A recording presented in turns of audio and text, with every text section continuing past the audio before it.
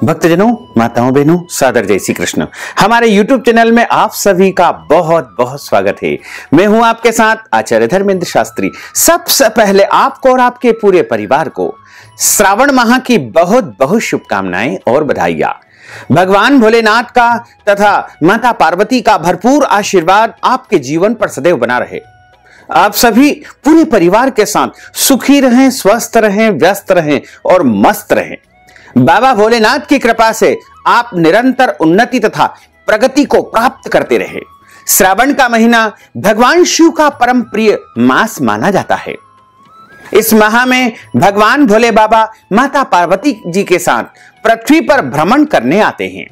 इसलिए श्रावण महीने में भगवान भोलेनाथ की पूजा अर्चना करना, व्रत करना, उपवास करना, मंत्र जाप करना, सिद्धि साधना करना बहुत ही फलदायी माना जाता है। आप अपने जीवन की सभी मनोकामनाओं को पूर्ण करना चाहते हैं या फिर अपने जीवन की सभी समस्याओं का अंत चाहते हैं, तो आपको श्रावण माह में भगवान भोलेनाथ की विशेष पूजा आराधना करनी चाहिए, उपाय करना चाहिए, मंत्र जाप करना चाहिए, व्रत उपवास करना चाहिए। क्योंकि चातुर्मास में जब भगवान श्री नारायण क्षीर सागर में विश्राम करते हैं, उस दौरान सृष्टि के संचालन की व्यवस्था बाबा भोलेनाथ के पास रहती है। और समस्त देवताओं में यदि सबसे जल्दी प्रसन्न होने वाले कोई देवता है तो वो भोले बाबा है। तो भोले बाबा से आप अपना मनचाहा वरदान प्राप्त कर सकते हैं, लेकिन पूरी श्रद्धा, विश्वास एवं आस्था के साथ कोई भी उपाय करेंगे, मंत्र जाप करेंगे, सिद्धि साधना करेंगे तो निश्चित तौर से आपको सफलता प्राप्त होगी। इस बार सावन का महीना 14 जुलाई 2022 से आरंभ हो रहा है, जो कि 12 अगस्त 2022 तक चलेगा। वैसे पूर्णिमा तिथि 11 अगस्त 2022 को है और रक्षाबंधन का पर्व भी 11 अगस्त को रहेगा। लेकिन 12 अगस्त को भी सूर्योदय कालीन समय में पूर्णिमा तिथि है, इसलिए श्रावण माह का समापन 12 अगस्त 2022 को ही माना जाएगा। इस बार सावन के महीने में 4 सावन सोमवार रहेंगे। पहला सावन सोमवार 18 जुलाई को रहेगा। वहीं दूसरा श्रावण का सोमवार 25 जुलाई को रहेगा। 25 जुलाई के दिन प्रदोष भी है, तो सोम प्रदोष का महापर्व इसी दिन निर्मित हो रहा है। तथा तीसरा श्रावण सोमवार 1 अगस्त को रहेगा। वहीं चौथा श्रावण सोमवार 8 अगस्त को रहेगा। और श्रावण माह में जो सावन शिवरात्रि आती है, यानी शिव चतुर्दशी आती है, वो 26 जुलाई को रहेगी। वहीं 2 अगस्त 2022 मंगलवार के दिन नाग पंचमी का पर्व मनाया जाएगा तथा 11 अगस्त 2022 को रक्षाबंधन का महापर्व रहेगा और इसी दिन श्रावण पूर्णिमा का पर्व भी रहेगा। श्रावण माह में भगवान भोलेनाथ तथा माता पार्वती को यदि आप प्रसन्न करना चाहते हैं तो सौभाग्यवती माताओं बहनों को कुछ विशेष उपाय करना चाहिए, जिससे भोले बाबा अत्यधिक प्रसन्न होंगे और उनको मनचाहा वरदान प्राप्त कर देंगे। श्रावण कृष्ण पक्ष की प्रतिपदा से लेकर के श्रावण माह के शुक्ल पक्ष की पूर्णिमा तक श्रावण का महीना माना जाता है।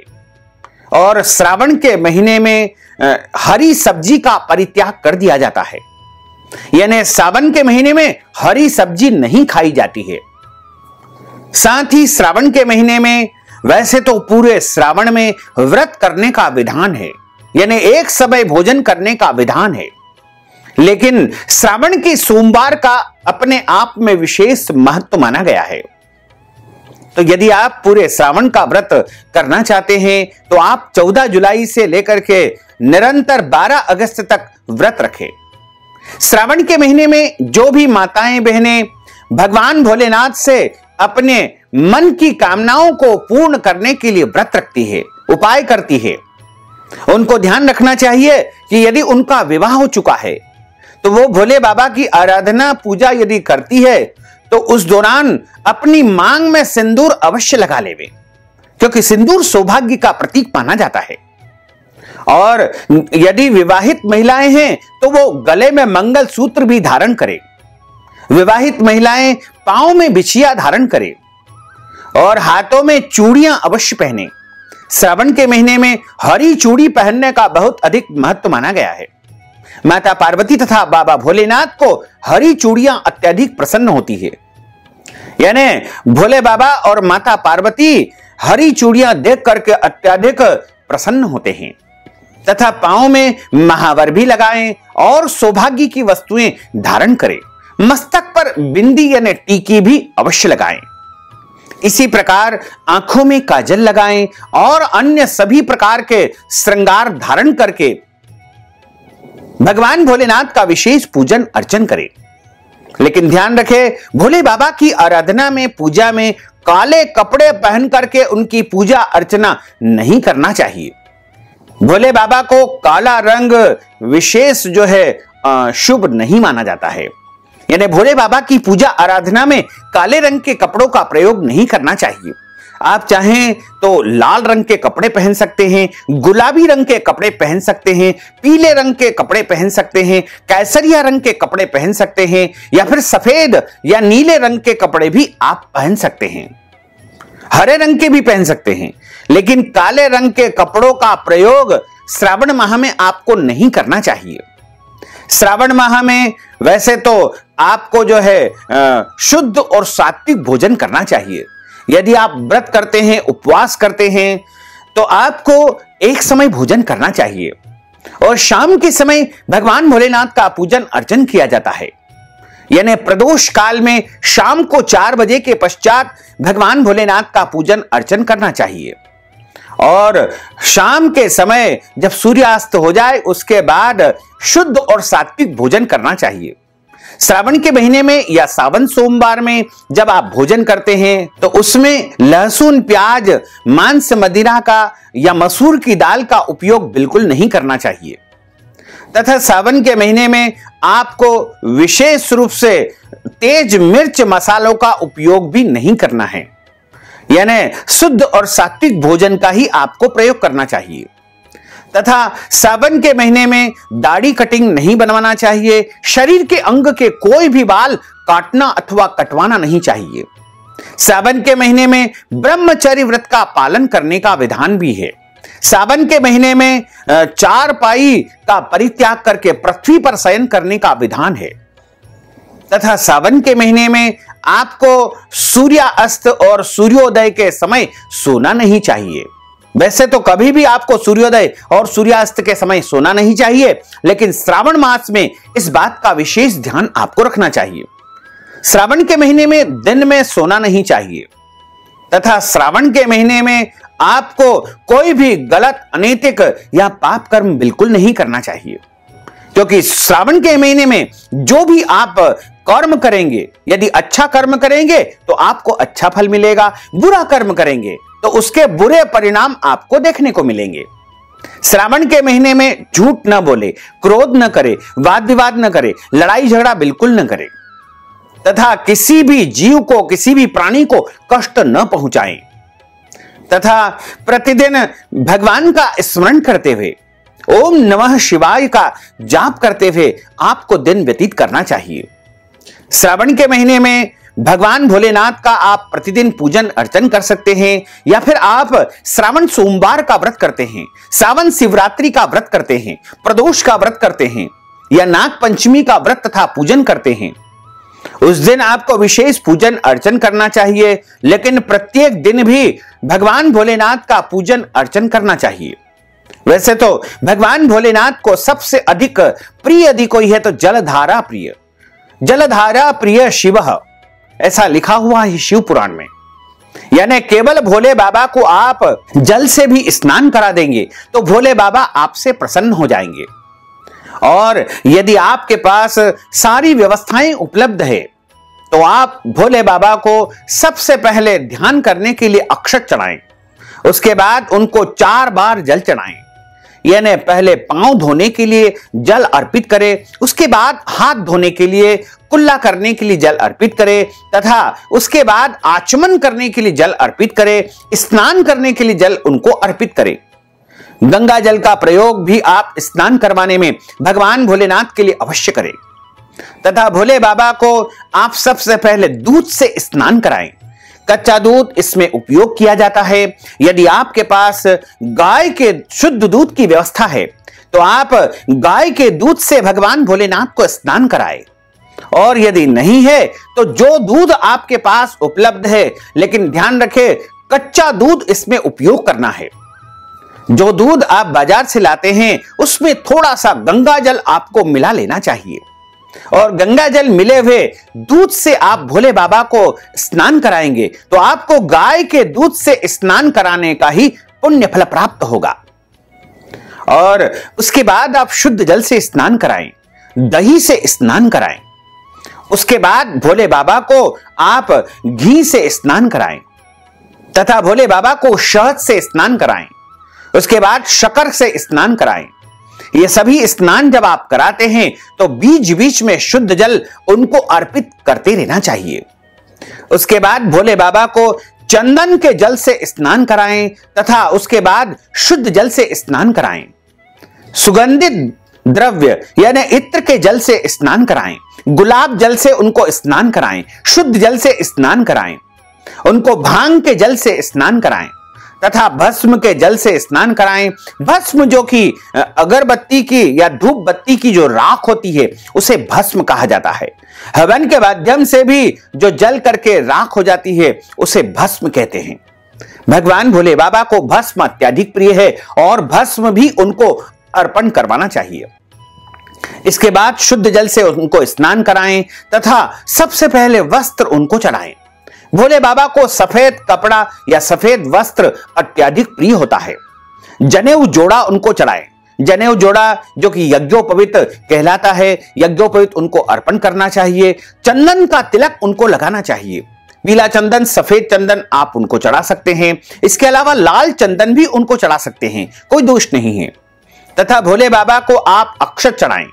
शिवलिंग को या भोले बाबा को जब हम अक्षत चढ़ाते हैं तो गीले अक्षत उनको चढ़ाने से विशेष प्रसन्न होते हैं। तथा भोले बाबा को आप पुष्प चढ़ाएं।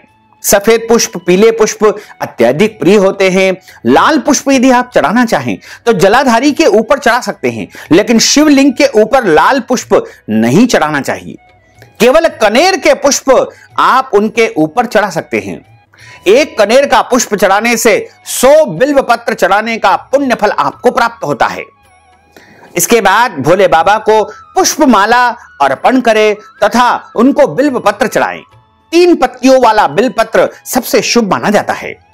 त्रिदलम त्रिगुणाकारम त्रिनेत्रम च त्रिधायुधम त्रिजन्म पाप संहारम एक बिल्वम शिवार्पणम, यानी 3 पत्तों वाला बिल्व पत्र ही सबसे शुभ माना जाता है। उसके बाद आप भोले बाबा को शमी पत्र चढ़ाएं तथा भोले बाबा को आप भांग का नैवेद्यम अर्पण करें। इसके बाद भोले बाबा को धूप बत्ती दिखाएं, दीप दिखाएं और हाथ धोकर के नैवेद्यम यानी भोग उनके सामने रखें।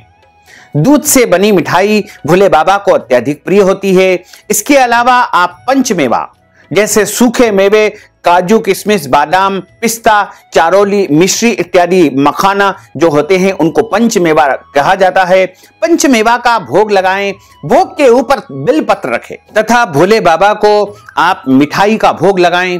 पंचामृत, दूध, दही, शहद, शक्कर, घी, इन 5 वस्तुओं से मिलकर के पंचामृत तैयार होता है।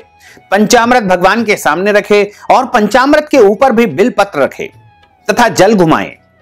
उसके बाद लौंग, इलायची, पान, सुपारी का बीड़ा बना करके भगवान भोलेनाथ को अर्पण करें तथा ऋतु फल यानी जो भी फल, केला, सेव फल, अनार इत्यादि जो भी आपके पास उपलब्ध है वो फल भोलेनाथ को अर्पण करें। नारियल उनको चढ़ाएं। नारियल को श्रीफल कहा जाता है। नारियल के ऊपर कुछ दक्षिणा रख करके भोले बाबा को आप अर्पण करें। उसके बाद भोले बाबा की आरती उतारें तथा कथा का श्रवण करें। जैसे आप श्रावण की कथा सुनने या फिर सोमवार की कथा सुने या 16 सोमवार की कथा सुने या जो भी कथा आप भोले बाबा से संबंधित सुनना चाहें वो सुने। और इसके बाद जो भोजन आपने तैयार किया है वो शुद्ध और सात्विक भोजन भोले बाबा के सामने अर्पण करें, लेकिन लहसुन, प्याज और मसूर की दाल भोजन में कतई उपयोग न करें और उसका भोग भी भूल करके भगवान भोलेनाथ को न लगाएं। इसके बाद आप स्वयं भोजन प्रसाद ग्रहण करें। इस प्रकार आप पूरे श्रावण माह में विधि विधान से भोलेनाथ का पूजन अर्चन करें तथा आप भोले बाबा को प्रसन्न यदि करना चाहते हैं तो वैसे तो बहुत सारे मंत्र है भोले बाबा के, लेकिन सबसे बड़ा महामंत्र है ओम नमः शिवाय। इसे पंचाक्षर महामंत्र कहा जाता है। कुछ लोगों ने भ्रमित कर रखा है कि माताएं बहनें ओम नमः शिवाय का जाप नहीं कर सकती है। यह बिल्कुल गलत है और कुछ लोगों ने इस प्रकार का भ्रम फैला रखा है। ओम नमः शिवाय का जाप सभी कर सकते हैं, चाहे बच्चे हो, बूढ़े हो, माताएं बहनें हो, कुंवारी कन्याएं हो और विवाहित पति पत्नी हो, कोई भी हो। ओम नमः शिवाय सबसे बड़ा महामंत्र है भोले बाबा का। ओम नमः शिवाय का जाप सभी को करना चाहिए और आप चाहें तो महामृत्युंजय मंत्र का जाप भी स्वयं कर सकते हैं या फिर किसी विद्वान ब्राह्मण के माध्यम से भी आप संपन्न करवा सकते हैं। श्रावण के महीने में भगवान भोलेनाथ की प्रसन्नता के लिए रुद्राभिषेक किया जाता है।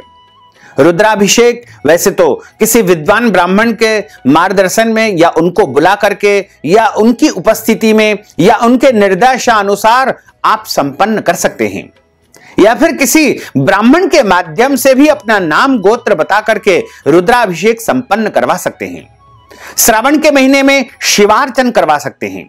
पार्थिव शिवलिंग बना करके, यानी मिट्टी के शिवलिंग आप तैयार करें, लेकिन ध्यान रखें कि मिट्टी के शिवलिंग जब हम बनाते हैं तो शुद्ध और पवित्र मिट्टी ओम नमः शिवाय मंत्र बोलते हुए खोद करके लाना चाहिए और उस मिट्टी में दूध, दही, शहद, शक्कर, घी पांचों वस्तुओं को अच्छी प्रकार से मिश्रित करके और घी का हाथ लगाते हुए एक एक शिवलिंग तैयार करना चाहिए।